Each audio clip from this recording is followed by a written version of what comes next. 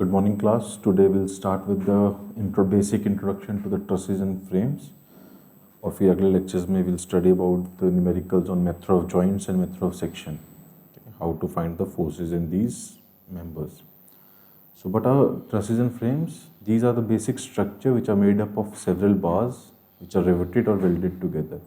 और इसका सबसे easiest example क्या होगा जो आपने देखा होगा जगह जगह. First is the bridges, train road वगैरह के ब्रिजेस जो बनते थे. For example Howrah bridge of Calcutta is the best example of trusses and frames. दूसरा एग्जांपल होगा मोबाइल टावर्स. देखोगे आप मोबाइल टावर्स में भी जो स्ट्रक्चर बना होता है वो अलग अलग बार्स को जोड़ के बनाते हैं साथ, या तो रिवेट करते हैं या फिर weld. It is also an example of trusses and frame. Then is the wooden structure of houses also. जो एक स्कैफोल्ड स्ट्रक्चर बनता है, स्केलेटन लाइक स्ट्रक्चर, वो फ्रेम स्ट्रक्चर ही होता है. What is the basic difference between the truss and frame? तो basic difference क्या होता है? In truss the load is only applied on the joints. अगर हम सिर्फ members पे ही देख रहे हैं कि load सिर्फ इस तरह से joints पर ही applied हो रहा है, ठीक है, हम ये consider करें तो then it is a truss. But in frame the load is applied anywhere. load उसके बीच में structure पे भी कहीं लग रहा होगा, ठीक है. When the load is applied anywhere on the structure, it is called a frame. तो ये basic difference है between the truss system and a frame system. क्या है? In truss system, the load is only applied on the joints, whereas in frame system, the load is applied anywhere on the structure. But the various types of frames, तो हमने दो तरह के frames define कर रखे हैं. First is the perfect frame and second is the imperfect frame. तो perfect frame basically क्या होते हैं? Perfect frame are those frame in which when the load is applied they do not change their direction. Sorry, a frame in which is made up of members just sufficient to keep it in equilibrium. That means the frame is in equilibrium, or when the load is applied on that frame, the frame will not distort, it will not change its shape. और imperfect frame क्या होगी? Imperfect frame are those frame जिसके ऊपर अगर हम load लगाएंगे तो they will distort, they are not in equilibrium, ठीक है. तो अभी पता कैसे लगेगा कि कुछ फ्रेम है वो हमारा इम्परफेक्ट है कि परफेक्ट है? उसके लिए हमने एक फॉर्मूला रखा है. तो उस फॉर्मूले को हम क्या बोलते हैं? फॉर्मूला है हमारा n is equal to 2j - 3, ठीक है, where n is the number of members and j is the number of joints. For example ये वाला जो आप देखोगे फ्रेम, इसके अंदर कितने नंबर ऑफ मेंबर हैं? फॉर्मूला क्या हमारा? फॉर्मूला हमारा n is equal to 2j - 3, ठीक है. नंबर ऑफ मेंबर्स कितने हैं हमारे पास? एक है AB, एक है BC और एक है AC. तो नंबर ऑफ मेंबर्स आर 3, ठीक है. नाउ LHS इज 3, RHS का 2 इंटू नंबर ऑफ जॉइंट्स कितना है? एक है A जॉइंट, एक है B जॉइंट, एक है C joint. 2 into 3 - 3 which will be 6 - 3 which will be 3. So LHS is equal to RHS, मतलब this is a perfect frame. ये डिस्टॉर्ट नहीं करेगा. जो लाइंस दिखा रखी हैं रेड कलर से, neither in its right direction और in its left direction. This is a perfect frame, ठीक है. अगर इम्परफेक्ट फ्रेम देखना है, इम्परफेक्ट फ्रेम का एग्जांपल कैसा होगा? लेट अस सपोज कि हमारे पास एक फ्रेम है which is made up of 4 members. ये एक बेसिक सा फ्रेम है और इसके जॉइंट्स कितने? 1 2 3 और ये 4. और इसके मेंबर्स कितने जाएंगे? Let this be A, this be B, this be C, this be D. तो हमारे पास 4 मेंबर्स हैं इसके जॉइंट और 4 जॉइंट्स हैं. फॉर्मूला क्या है हमारा? n is equal to 2j - 3. LHS number of members are 4. RHS 2 into J is the joint. Number of joints कितने हमारे पास? 4. 2 into 4 - 3 which will be 8 - 3 which is equal to 5. Now LHS is not equal to RHS, hence this is a imperfect frame. Okay, so अगर हमारा n is not equal to 2j - 3 then it is a imperfect frame. So imperfect frame is that in which does not satisfy the equation n is equal to 2j - 3. It is a frame in which number of member are more or less than 2j - 3. और इसी basis पे कि वो more हैं या less हैं, This imperfect frame is further divided into two. One is the deficient frame and second is the redundant frame. इसके भी हम एक एग्जांपल करके देखते हैं, ठीक है. डेफिशिएंट फ्रेम जिसमें कि हमारा लेस देन होता है, ठीक है, एंड रिडंडेंट फ्रेम जिसमें हमारा मोर देन होता है. A deficient frame is an imperfect frame in which the number of members are less than 2j-3. For example जो अभी हमने किया था 4 बार का, कि हमारे पास एक फ्रेम है जिसके अंदर हमारे पास 4 मेंबर्स हैं, तो number of members n is equal to 2j-3. Number of members हमारे पास 4 थे और जॉइंट्स 2 इंटू 4-3 विच वॉज 5. तो हमारा number of members war less than, तो ये था हमारा डेफिशिएंट फ्रेम. ठीक, मतलब डेफिशिएंसी है इस फ्रेम के अंदर, इस फ्रेम के अंदर कुछ ना कुछ कमी है. ठीक. Second is the redundant frame. A redundant frame is an imperfect frame in which the number of members are more than 2j-3. For that, let us take an example. Suppose करो हमारे पास एक फ्रेम है, यही frame, इस frame में हमने बीच में इसके डायगोनल्स में भी 2 ट्रस ऐड कर दिए. ठीक है.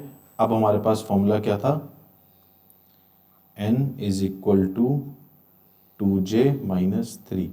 ना n कितना है, नंबर ऑफ मेंबर्स कितने हमारे पास, एक ये है a b c d, एक है पूरा डायगोनल में, एक है ये e और एक है डायगोनल में हमारे पास f. तो हमारे पास 6 मेंबर्स हैं. ठीक है. जॉइंट्स कितने हैं, this is not a joint, ये पूरा एक मेंबर है और मेंबर जॉइंट नहीं हो रहे. जॉइंट हमारे पास यही है, एक जॉइंट यहाँ पे 1, एक जॉइंट यहाँ पे 2, एक जॉइंट यहाँ पे 3, एक जॉइंट यहाँ पे 4 ही जॉइंट्स हमारे पास. तो 2 into 4-3, 6 is equal to 5. Equal तो नहीं है, तो it is an imperfect frame, but हमारे number of member is greater than this, so this is a redundant frame. मतलब इसके अंदर हम एक एक्स्ट्रा लेकर आए हैं. सपोज करो इसको अगर एक परफेक्ट फ्रेम बनाना हो हमें, ठीक है, परफेक्ट फ्रेम के लिए हम क्या यूज करेंगे कि अगर हमारे पास 6 की बजाय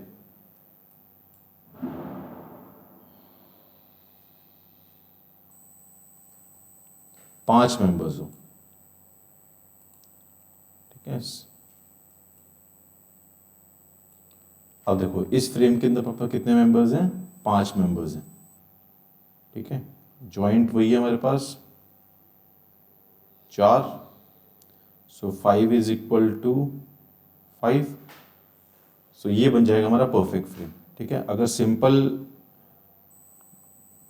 4 मेंबर्स हैं तो this is deficient frame. Redundant frame के लिए 4 मेंबर्स होंगे और हमारे पास 2 एक्स्ट्रा हो जाएंगे. ठीक से नहीं बना थोड़ा तुम्हारा. अगर सपोज करते हैं रिडंडेंट फ्रेम कैसा होगा, 4 मेंबर्स हो जाएंगे हमारे पास और 2 ट्रसेस एक्स्ट्रा. ठीक है. तो ये एक तरह का हमारे पास रिडंडेंट फ्रेम बनेगा. ठीक. तो I think this should be clear now. So let us move further now. अब देखते हैं स्ट्रेस कितना होता है. ठीक है. स्ट्रेस इन फ्रेम्स और स्ट्रक्चर्स के अंदर कैसे स्ट्रेस होगा. तो फिजिक्स 11th-12th में हमने पढ़ा है कि stresses whenever a body is acted upon by a force, the internal force which is transmitted through the body is known as stress. कभी भी किसी बॉडी के ऊपर एक एक्सटर्नल फोर्स लगेगा तो इंटरनली कुछ ना कुछ के अंदर स्ट्रेस जनरेट होता है. ठीक है. जिसको हम सिग्मा से नोट करते हैं. Sigma is force per unit area. ठीक है. तो स्ट्रेस कितनी तरह के होते हैं, 2 तरह के स्ट्रेस होते हैं. One is the tensile stress and second is the compressive stress. और ये कैसे होते हैं हमने पढ़ा हुआ है फिजिक्स में. अगर कभी भी कोई स्ट्रेस लग रहा है जिसकी वजह से हमारी बॉडी इलोंगेट हो जाएगी तो उसको हम बोलते हैं टेंसाइल स्ट्रेस. और कोई भी स्ट्रेस है जिसकी वजह से हमारी बॉडी शॉर्टन हो जाएगी, दबाव पड़ रहा है, कंप्रेशन हो रहा है, then it is called a compressive stress. But in the case of trusses it is a bit different. Process हमारा सेम है बट आपको थोड़ा समझना पड़ेगा. ट्रसेस के अंदर कैसा होता है, लेट अस सपोज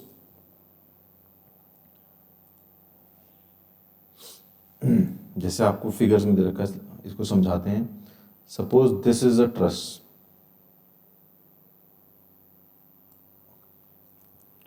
ठीक है. This is A, this is B and this is सी.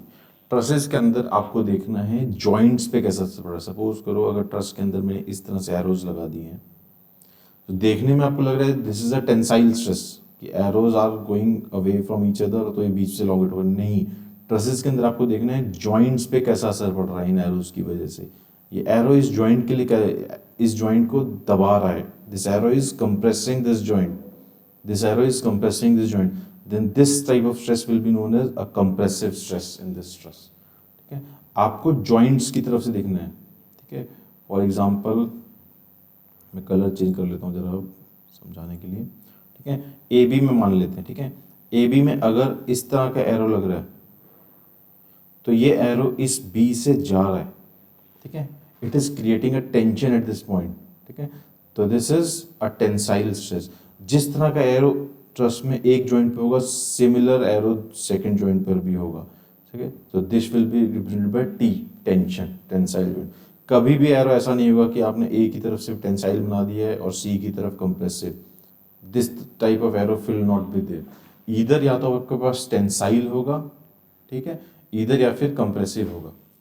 ठीक, इस चीज को मैं रिपीट कर देता हूं एक बार। ठीक है, सपोज करो ट्रसेस के केस में क्या होता है, you have to see the joints, कि जॉइंट पे एरोज का कैसा असर पड़ रहा है। ठीक है, अगर जॉइंट की तरफ एरो का direction, if the direction of the arrow is towards the joint, then it is a compressive joint, this arrow is compressing this joint. ठीक है, therefore this will be a compressive stress. अगर arrow away जा रहा होगा from the joint, it is creating a tension at this B. Okay, it is stretching this B, this joint from this point, then it will be a tensile। You have to see the joints, not the center of the thing।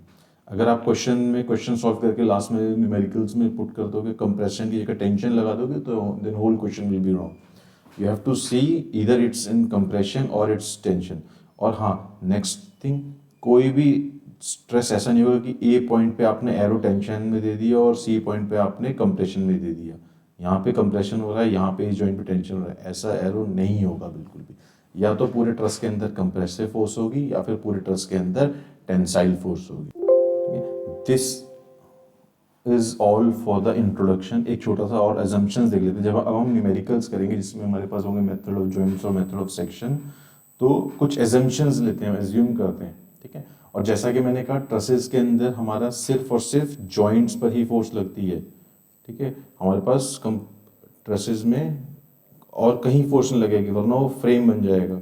और syllabus point of view से trusses is more important, trusses के question ज़्यादातर आते हैं। ठीक है, तो trusses में मतलब इन जॉइंट्स पर ही फोर्स लगेगी, इस जॉइंट पे, इस जॉइंट पे। ऐसा क्वेश्चन नहीं आएगा कि आपको बीच में कहीं फोर्स दे रखी, नहीं, ऐसा क्वेश्चन नहीं आएगा।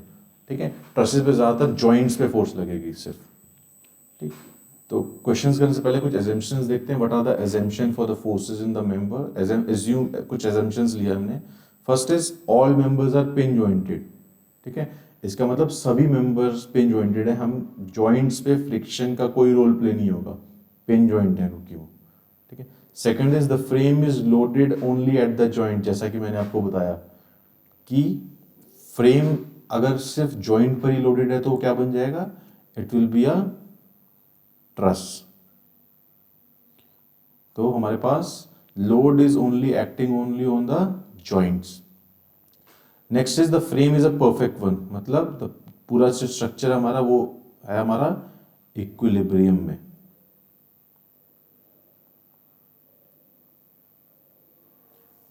The frame is a perfect one, कोई इम्परफेक्ट फ्रेम के ऊपर न्यूमेरिकल्स नहीं आएंगे। Next is the weight of the member is regarded as negligible in comparison with the other external forces. तो बेसिकली ये वही चीज कह रहा है। Fourth point is similar to second point, कि इसके अंदर हमें वेट ऑफ द मेंबर लेना ही नहीं है। ठीक है, अगर हम वेट लेंगे तो वेट हम ज़्यादा सेंटर, जैसे कोई ट्रस आपको दे रखा है, इस ट्रस में अगर आप ये ए और बी, इस ए बी का अगर वेट लेंगे तो वेट कहाँ एक्ट करेगा, ज़्यादातर सेंटर में एक्ट करेगा, और ये चीज़ हमें लेनी ही नहीं है। सेकंड पॉइंट क्या कहता है, that is only acting at the joint. तो वेट को हम नेग्लिजिबल मान लेंगे पूरे फ्रेम के स्ट्रक्चर में, और वेट को हम कंसिडर ही नहीं करेंगे। ठीक है, so these are the various assumptions before. So please go through this introduction part. अब next में हम करेंगे numericals on method of joints और method of section. This is very important from your syllabus point of view. Thank you class.